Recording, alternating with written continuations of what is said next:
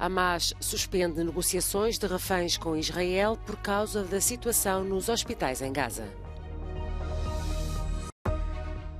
Milhares de pessoas em várias cidades da Europa manifestaram-se este domingo contra o antissemitismo. Milhares de pessoas juntas em Madrid contra a lei da amnistia para os separatistas catalães prometida por Pedro Sánchez. O primeiro-ministro israelita declarou que o Hamas perdeu o controle da parte norte da faixa de Gaza e que já não tem um lugar seguro para se esconder na região. Por seu lado, o grupo palestiniano suspendeu este domingo as negociações com reféns por causa da forma como Israel lidou com a situação do Hospital Al-Shifa. Segundo a Organização Mundial da Saúde, o principal hospital de Gaza está incontactável. O último gerador ficou sem combustível, causando a morte de um bebê prematuro, de uma criança numa incubadora e de 4 outros pacientes, segundo o Ministério da Saúde de Gaza. Em declarações à agência France Presse, o diretor-geral dos hospitais do território palestiniano disse que as evacuações forçadas de 2 hospitais pediátricos deixaram os doentes na rua e sem cuidados. A tensão continua também na fronteira com o Líbano. Os ataques aumentam e ameaçam criar uma nova frente na guerra. Segundo os meios de comunicação social de Israel, o Hezbollah disparou mísseis antitanque contra uma comunidade israelita situada logo a seguir à fronteira e uma pessoa ficou ferida com gravidade.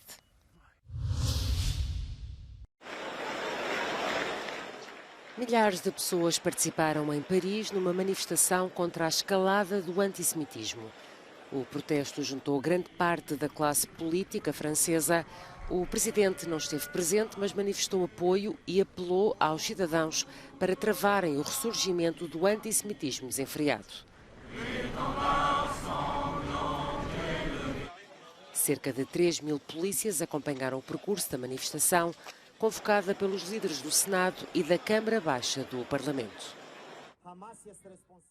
Na Roménia, a Embaixada de Israel organizou uma manifestação em solidariedade com os reféns do Hamas.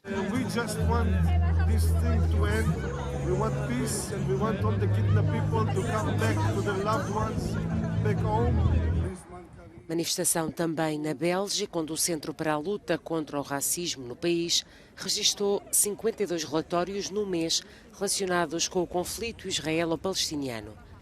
Em 43 casos, a ascendência judaica foi mencionada.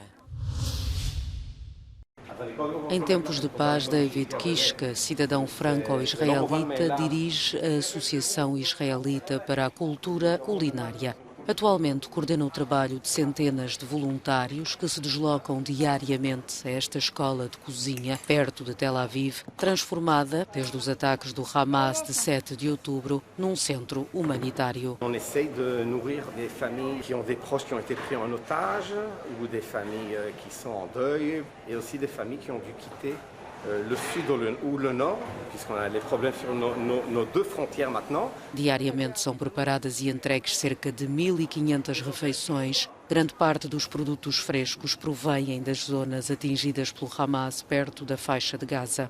On achète aux agriculteurs qui ont tout perdu et on donne une nourriture saine, nourrissante aux gens qui sont réfugiés ici maintenant. Cerca de 50 cozinheiros profissionais de Israel e do estrangeiro trabalham aqui todos os dias. Doing this is our way of also keeping our mind busy and not going nuts from what's going around and doing whatever we can in order to help who needs it now. David faz também entregas, como esta família que chegou da cidade de Sidron, na fronteira com a faixa de Gaza, a Tel Aviv, e vive num apartamento que lhe foi emprestado. Vários dos seus membros, mas também alguns dos amigos das crianças, foram abatidos pelo Hamas. Hoje, a família ainda está em choque e não sai à rua.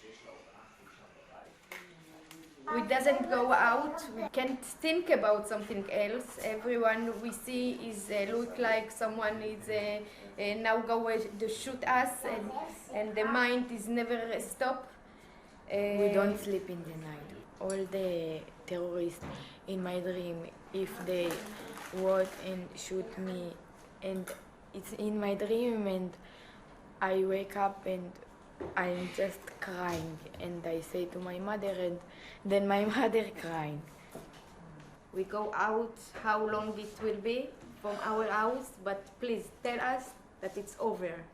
We can't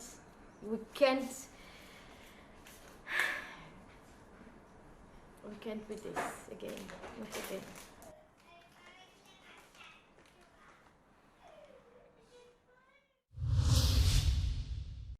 Na faixa de Gaza, as salas de aula assumiram um papel mais importante que nunca, não só para preparar o futuro, mas também para se proteger no presente. As escolas funcionam como refúgio, mas não estão imunes aos bombardeamentos e já mais de 130 professores perderam a vida.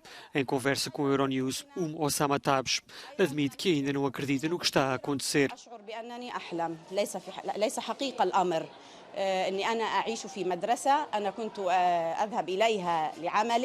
وأخرج منها يعني بعد 5 أو 6 ساعات من العمل وأعود إليها كل يوم هكذا.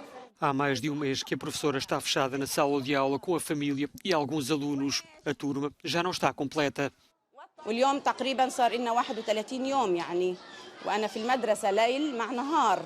ليس فقط هو كمركز إيواء إنها ضمت المهجرين أو النازحين من أفراد قطاع غزة، ولكن الأمر كمان تعدى لطالباتي. أنا فقدت الكثير من طالباتي التي كنت أدرسهن استشهدنا في القصف اللي هو قصف الاحتلال الإسرائيلي.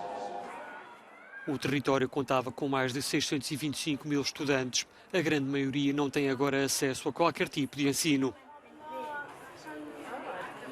كنا لابسين أنا وأخوتي ورايحين على المدرسة وبعدين طلعوا الصواريخ بدل ما نيجي نتعلم أجينا على المدرسة هنا أنا وأهلي وعماتي. أنا كنت أروح على مدرستي اللي أتعلم وأقعد مع الأساتذة وأقعد وأتعلم وأتثقف، مش زي الآن أجي على المدرسة كمركز لواء لا في مية ولا كهرب والحياة صعبة جدا. Entre os bombardeamentos, as crianças fazem os possíveis para continuar a sê-lo. Uma tarefa que não é fácil, numa guerra que já matou mais de 4.500 crianças, de acordo com os números avançados pelo Hamas.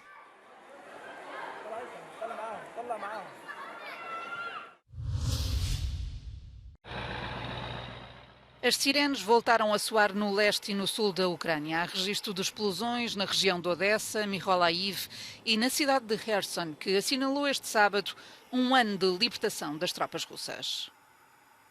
A cidade foi completamente ocupada a 3 de março de 2022 e tornou-se a única capital regional da Ucrânia a cair nas mãos dos russos. Durante a contraofensiva ucraniana do outono de 2022, o Kremlin decidiu abandonar a cidade e retirar-se para a margem esquerda do rio Dnipro. Em Kiev, as autoridades avaliam os danos causados pelo primeiro ataque de mísseis russos em cerca de 2 meses. 18 casas ficaram destruídas, mas não há registro de feridos. O Ministério Ucraniano da Economia comunicou, entretanto, a morte de um camionista ucraniano que esperava há vários dias para atravessar a fronteira com a Polónia. Não foram adiantados os motivos da morte. Há cerca de uma semana que os camionistas polacos bloqueiam a fronteira, acusando os profissionais ucranianos de concorrência desleal. Milhares de pessoas participaram este domingo na manifestação em Madrid contra uma possível lei de amnistia para os separatistas catalães prometida pelo primeiro-ministro. Pedro Sánchez foi o segundo classificado nas eleições, tem agora a garantia de permanecer no poder, graças ao apoio dos 7 deputados do partido do líder catalão pró-independência Carles Puigdemont. Em troca do apoio, o partido de Puigdemont conseguiu esta lei de amnistia para os ativistas que enfrentam processos judiciais. España no vivía una ola de protesta similar desde la sentencia contra los líderes del proceso en 2019. Entonces los indultos y la apertura del diálogo apaciguaron los ánimos en Cataluña, pero desde aquí, desde el otro lado, para estos manifestantes, una nueva ley de amnistía a medida de los socios independentistas de Pedro Sánchez y el regreso de Carles Puigdemont a España sin ser juzgado sobrepasa los límites del Estado de Derecho. A pocos días de la investidura de Pedro Sánchez, la oposición se prepara ya para una larga batalla en los tribunales y también en las calles. En Madrid, Jaime Velázquez, Euronews. O Ministério Público confundiu o nome de António Costa, primeiro-ministro, com o de António Costa Silva, ministro da Economia, na transcrição das escutas da Operação Influencer, que levou à queda do governo português esta semana.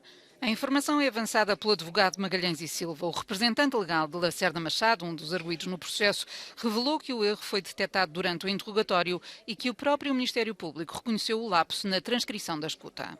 Não há para já qualquer comentário público da Procuradoria-Geral da República ou do Supremo Tribunal de Justiça.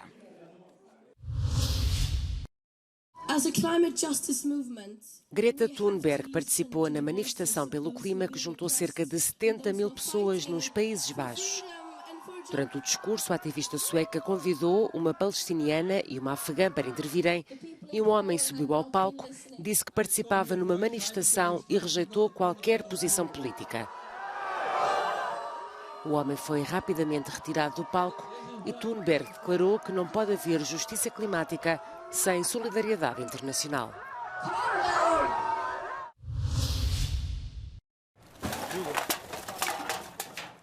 Budapeste prepara-se para festejar os 150 anos com uma grande ação de limpeza. Este domingo estiveram envolvidos na iniciativa centenas de trabalhadores da autarquia. De acordo com o presidente da Câmara, todos os habitantes são responsáveis por manter a cidade limpa e o objetivo é também sensibilizar as pessoas. A születésnap alkalmából kitakarítjuk a várost, de nem csak azért, hogy ezen a napon szép tiszta legyen, hanem máskor is az lehessen. A köztisztaság az egy közös ügyünk, és szeretnénk felhívni a figyelmét a különböző társadalmi szervezeteknek, lakóközösségeknek, hogy van közös felelősségünk abban, hogy a város mindig tiszta maradjon. Grupos cívicos, empresas e várias organizações foram convidadas a juntar-se à ação em toda a cidade. A celebração do aniversário de Budapeste começa na sexta-feira e prolonga-se por 3 dias.